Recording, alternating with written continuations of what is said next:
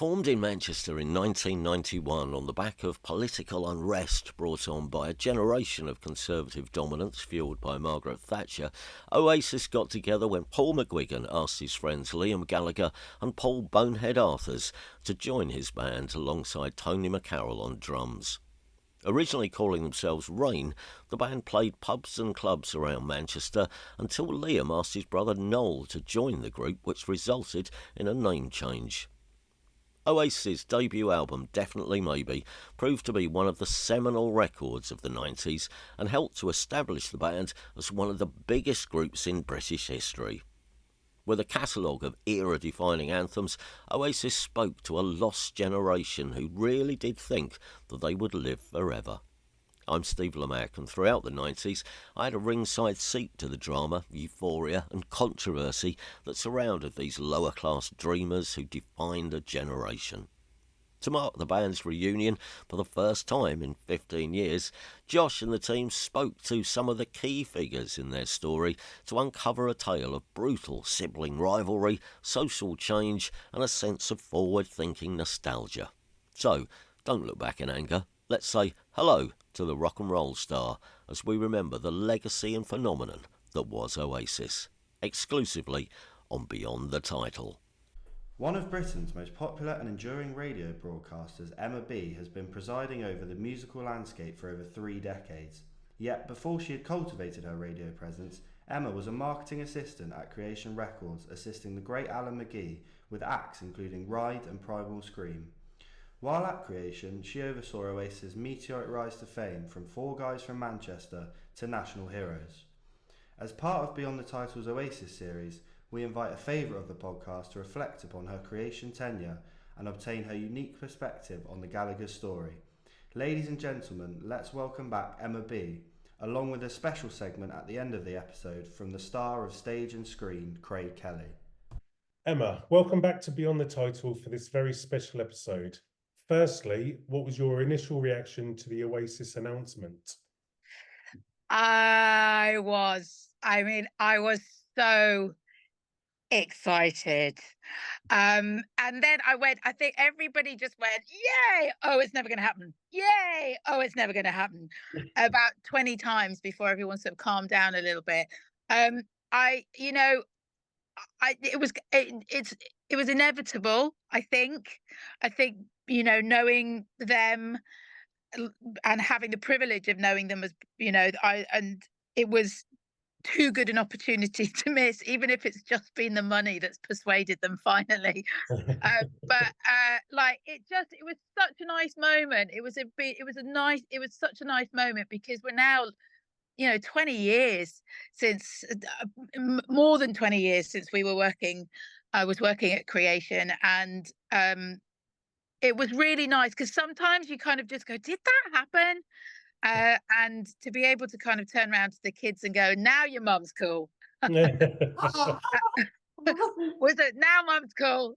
No, I'm not getting you a ticket. I'm going myself. Was really good. So it's very exciting. It's going to be incredible to hear those songs live with the pair of them on stage again.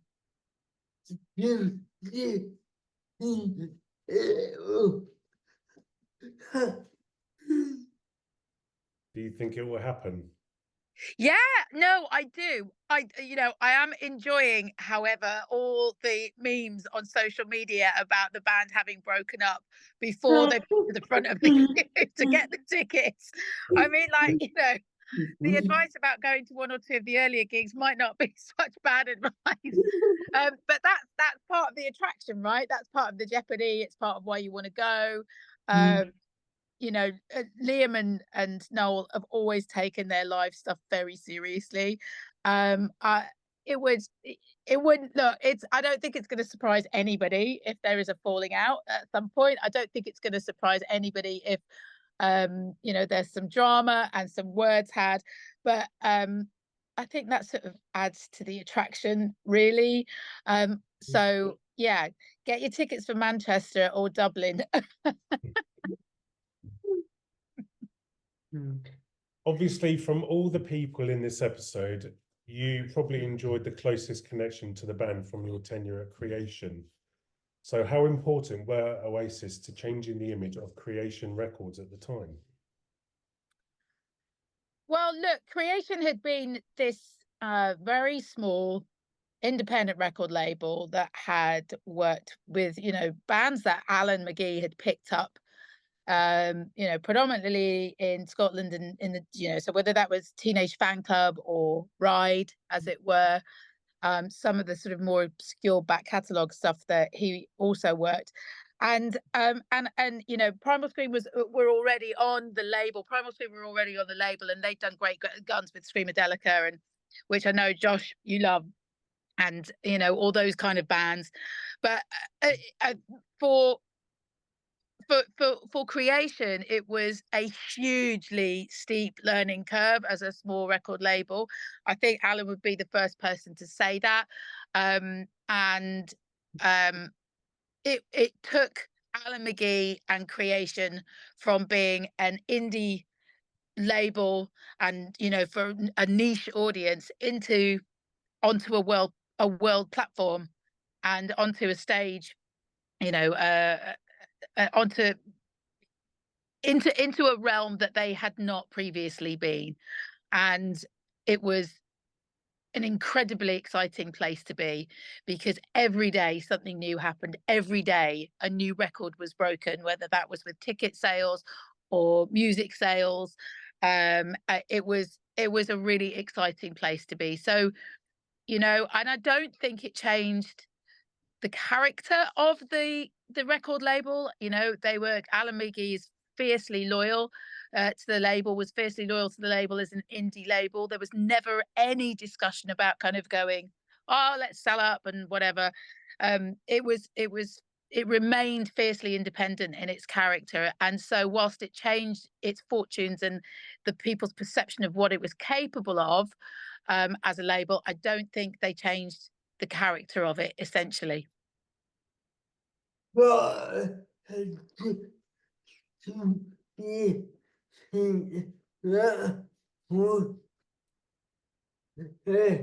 yeah. So, yeah. Do you think that was a lesson for other labels? You know what? It's a good question, Josh. I think there was, Creation had its own set of difficulties, its own set of challenges, it was. I think, God, it would be almost impossible to be Creation in this day and age. It would be really, really, really difficult without the support and the backing of, and distribution of bigger labels and those huge marketing spends. Like, could you do it now? Could you even do it? If you were a tiny little independent record label, I'm not sure you could. But certainly, when small record labels are taken on by bigger record labels, that every company director has their own reason for doing that. And I think it's really, I would say it is really hard in this day and age to be a small record label and not have that, just the way that music is sold, just the way that we consume music, just the way that music is streamed, and the profit margins that smaller record labels and smaller bands make, it makes it really, really difficult these days. So, I reserve judgment on selling out to smaller record labels, because I would like to see more of them around. So if that's what it takes eventually, so be it. Throughout history, bands and artists have forever required a clever, innovative representative to take care of business decisions. What sort of man was Alan McGee? Okay. So there are two things there. The management of Oasis at the time would argue fiercely that they made all the decisions. And they were Ignition were a force to be reckoned with. You knew when Marcus was in the building. And they ran a very, very tight ship, Oasis's management. But look, Alan is an exceptional human being, and I still bump into him lots now. And he was the flag bearer. He was the energy. He was the, he was the cheerleader. He was the person that would walk around the office going, "Can I swear? Am I allowed to swear?" Yeah. Okay. He would walk around the office going, "Fucking amazing record. Oh my God, Emma. Like, come and listen to this. It's fucking amazing." And, for him to be able to know instantly that they were something special requires talent and, an understanding. But I think it's that thing, isn't it? That really special stuff happens in the music business when there's a confluence of great management, incredible songs, like massive characters, great front men, incredible teams, brilliantly clever management, and that all came together with Oasis. It wasn't just one thing; it all came together at the same moment. But Alan is, he's he's a real hero in the music industry, and to this day, he's got the heart of a 15-year-old kid going to a gig for the first time, and that's so precious. That's so precious. It's really addictive to be around, and he sort of his energy really filters out and ripples out, and before you know it, you're like, yeah, it's a fucking amazing song too. It doesn't take much for you to jump on that bandwagon. I would love to Said he'd love to interview him. Oh yeah, well look, maybe, yeah, I know you would, actually. I know you would. Maybe I can help ask. Shall I help ask? I can definitely help ask. That would be amazing. I will help ask. Oh, I think I'm gonna have to move. Am I gonna have to move? No, I'm fine. Haha, yeah, I booked this room. Or did I book this room? I don't know. Carry on. The 90s was a lucrative period for the music industry. How do you think Oasis made the most of this profitable era? Josh, you're so annoying. These questions are so difficult.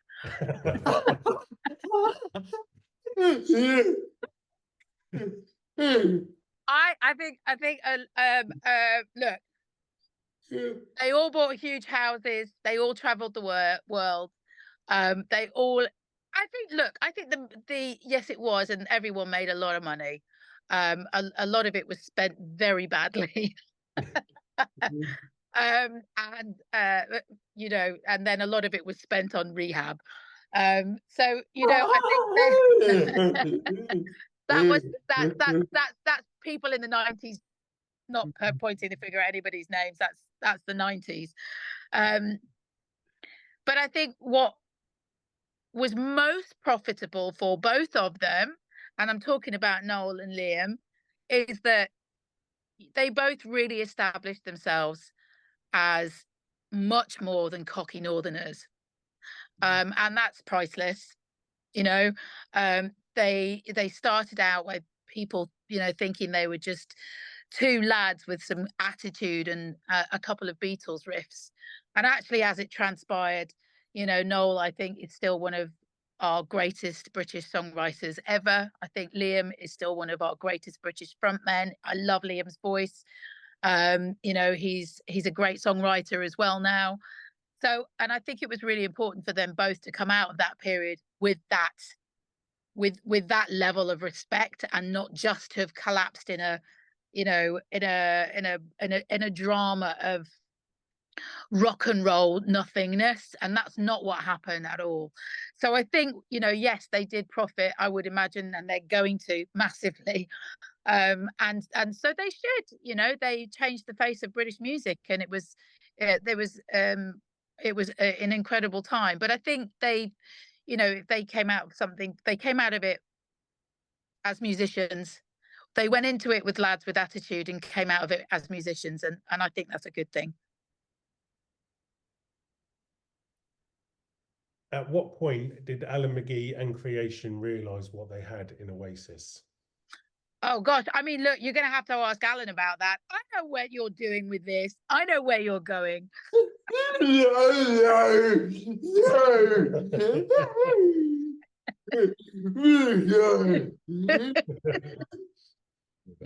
I think he says, doesn't he, though? I think he knew the night that he saw them and flown had flown people in for the next gig or something like that, or people he'd said, you've got to get on the train, come and see these guys. So you know, having worked in A&R as well, and managed, you know, a couple of people, you do, there is something he knew instantly, and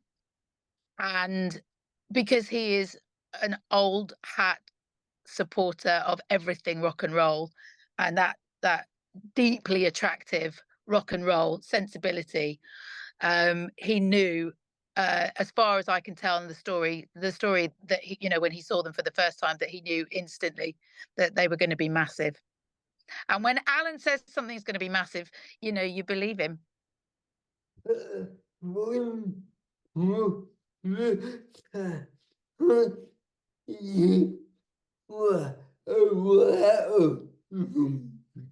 was the first time you were aware of them?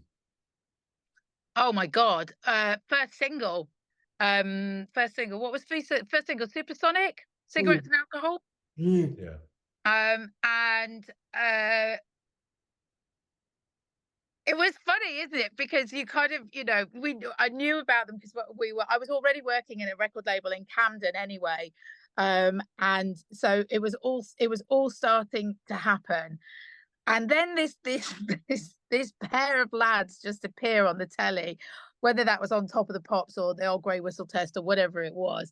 And they've got shades on, and Liam's got his hands behind his back, and they're monosyllabic, and they're not talking to anyone, and they're clearly in a bad mood about everything. And you know, I was going out with a drummer in a rock band at the time, and you know, you either had sort of pop music or rock music, and then all of a sudden there's this wave of stuff that you just go, that ticks a lot of boxes. And it happened so quickly as well. There was this huge momentum, this massive wave. It really happened very, very quickly. And I remember hearing them for the first time and going, oh my, what on earth is that? And then this wave of Camden excitement, this wave of North London excitement, that you just couldn't, if you were in and around physically London at that point, or in and around Manchester at that point, you couldn't help but get involved. It was really all encompassing. It was very exciting.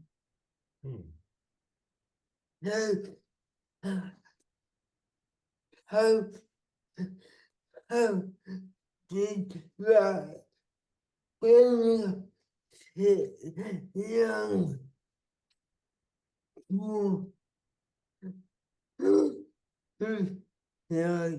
yeah.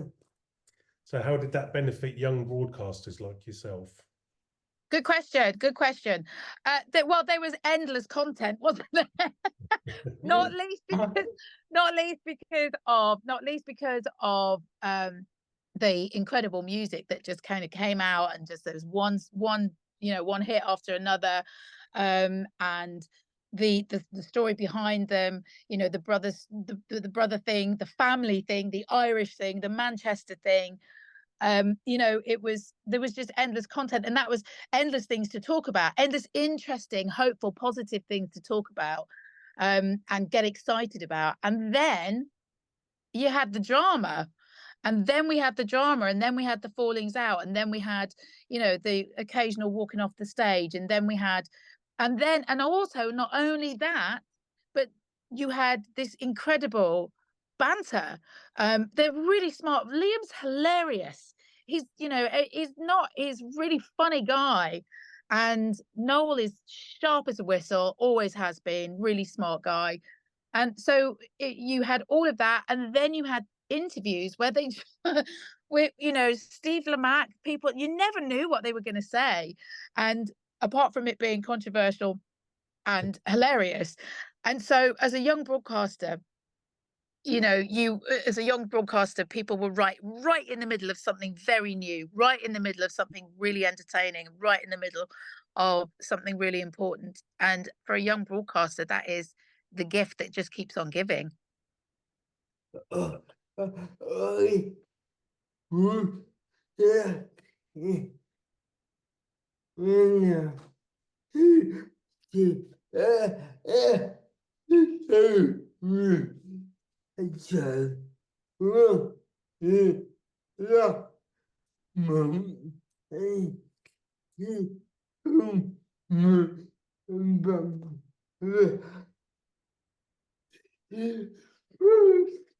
again of AI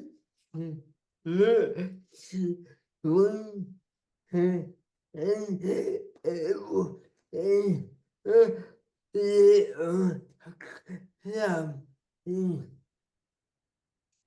my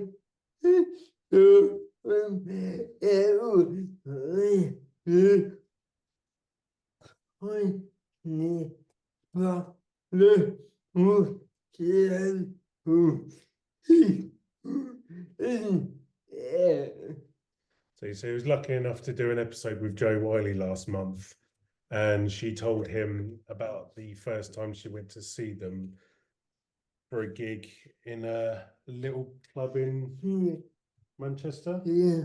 And it was absolutely tiny, and it was just absolutely jam-packed.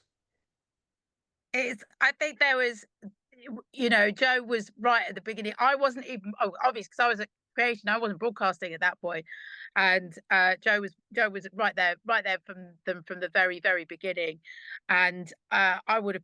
I'd do anything to have gone back to those original gigs that, you know, in those tiny sweaty clubs of Manchester and Camden, to see them play at their most raw.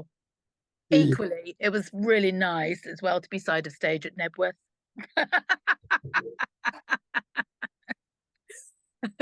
I know where I'd rather be these days anyway, at my age.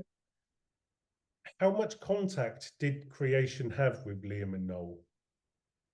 Oh God, loads. I mean, you know, yeah, loads. So I was working with my boss for a little while, was a lady called Emma Greengrass, who is still a friend of mine, and John Andrews, and she would talk to management every day, all day. So you know, and they would be in a lot. Um, Super approachable, always good fun around to have around, whether that was in the pubs. In Camden was just, it was just a place where you know, you could, it wasn't like now that, you know, people, whether that was Damon Albarn from Blur, or the, you know, girls from Sleeper, or you know, all of that, but they were just in pubs. It wasn't like now where they'd be chased down streets, or, you know, they'd be having to be careful because people would be taking pictures of them on social media. They were just, I mean, literally in those days, if you tried to shove a phone in front of Liam's face for a selfie, your phone would be in a pint, like before you had like anything. It just, people, they were allowed to do that. They were allowed to be around. They were allowed to, you know, just exist and go and have drinks with friends, and so it didn't feel like they were uncontactable. It felt like they were very much there, and the Ignition, their management, were very hands on.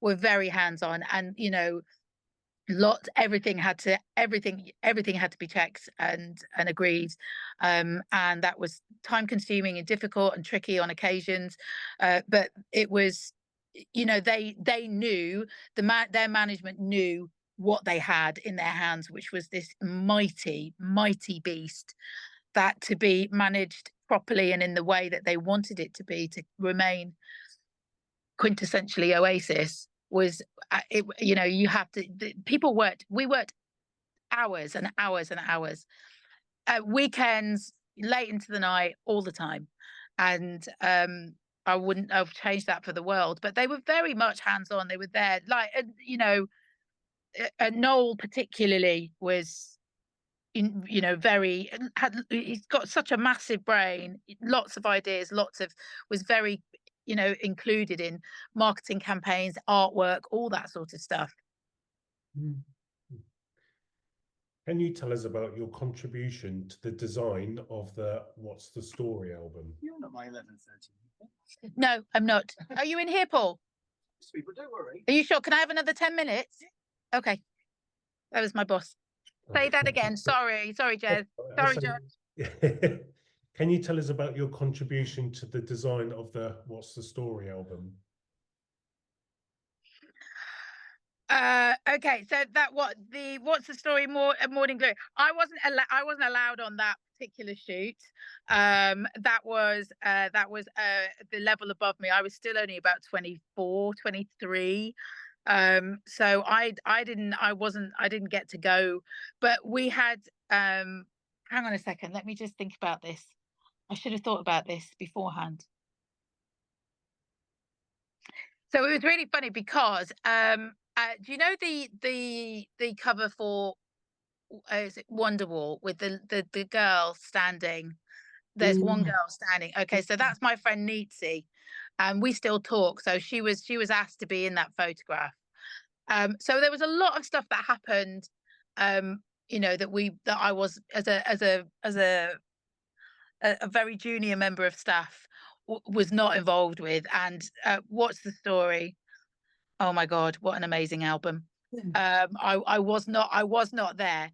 I may very well have sent proofs of that over to management to say, is it okay? I used to have to send barcodes on singles to people and stuff like that. But there were photo shoots that I went on. I went on the swimming pool photo shoot with the Rolls Royce in the swimming pool. That was quite interesting. I was there on that day. I was there on the day in Camden where we photographed. There's it's a room in a house with a wooden floor.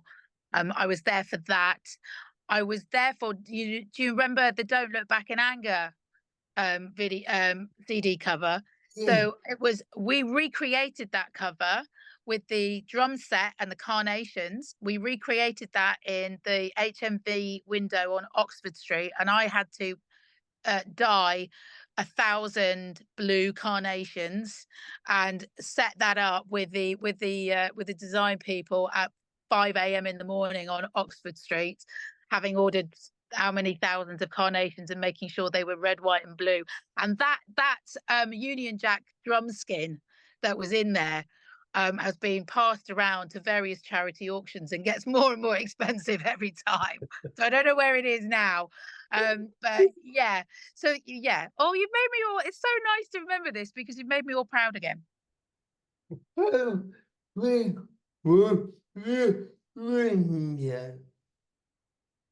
big was the Oh, how big was the window?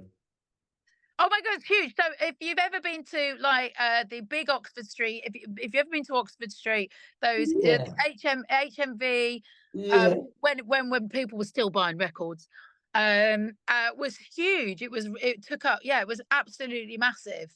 And that was for Don't Look Back in Anger, the single release of Don't Look Back in Anger. So it was very cool. I think I'm going to be chucked out. I think I've got about 5 more minutes. I'm really sorry. That's fine. The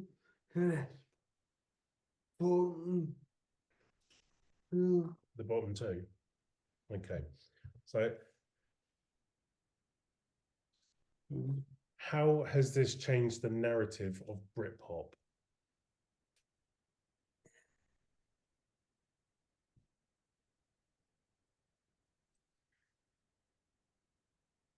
I think, I don't know whether it changed. Oh, the announcement of these gigs. Yeah. Okay. All right. That's a brilliant question. I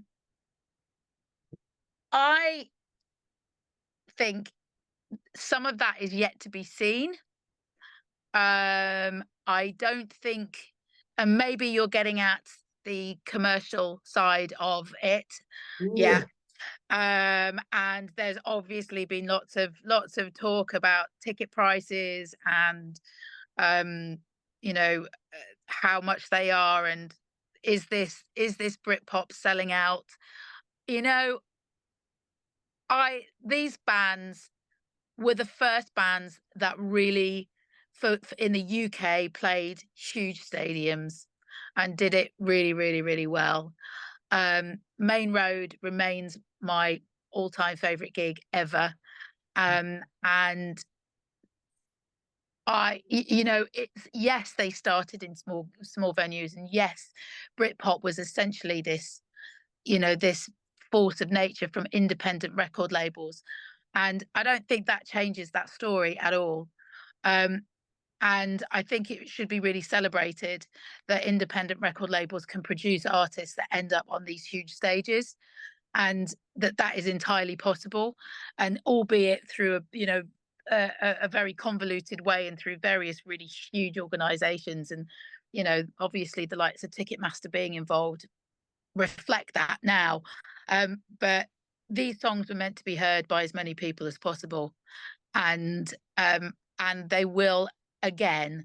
And if only the story ends with us all reminding our kids that we were really fucking cool at one point, then I'll be happy. Then I'll be happy. But it was, I think it's and it couldn't have come at a better time, because I think this country at the moment is really, everyone says is we need a bit of cohesion, we need a bit of fight in us, and we need a bit of coming together, and these are the songs that do that. And I can't wait. I genuinely can't wait. That brings us to our last question. What's the legacy of Oasis? Gosh, well, look, I am nervous to speak on behalf of the Gallaghers on this occasion. Oh, no. Yeah, speak on behalf of the Gallaghers at your peril. But I know what the legacy is for me, and the legacy for me is incredible songs that will last a lifetime, and that independent music is missed, and it should be celebrated and supported, and Oasis are a vision of that.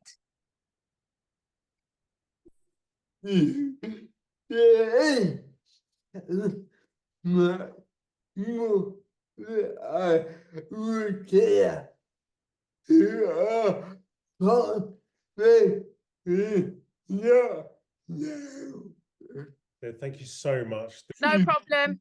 You're incredible. You're fantastic. It's been a pleasure to meet you. Yeah, pleasure to meet you too, Jez. Big ears. Bye, Josh. Bye. Hi, I'm Craig Kelly, and this is the definitive Oasis celebration. Josh wanted to add a few of his own thoughts on Oasis. After all, everyone else has chimed in with theirs. So, just like before with Ian Lee and Harriet Thorpe, I'm going to read Josh's thoughts in his own words. So here goes. Growing up with a disability was difficult, especially when I saw all my friends and sisters slowly gaining independence, relishing their newfound freedom. I constantly wondered what my mates were up to. Were they together? Were they having fun without me? There's a lyric in Champagne Supernova that says, "Where were you while we were getting high?" And this resonated with me because it just summed up everything about how I was feeling. Even now when I hear it, I get extremely emotional because it takes me back to that time. In fact, all of Oasis's back catalogue takes me back to different periods because they've been the soundtrack to all our lives. So I think the Oasis reunion isn't just Noel and Liam getting back together for one last hurrah. For my generation, this is the replaying of the soundtrack to our lives. And I think that's very special. Thanks so much to all our contributors who took part in this Oasis special. If you like this episode, then why not browse the Beyond the Title back catalogue on the website or on Spotify. We've done series on Britpop, radio and BBC Television Centre, which might be of interest. Don't forget to like us on Facebook, follow us on X and Instagram, and subscribe to us on YouTube to receive updates on forthcoming content. Thanks for listening, and see you next time.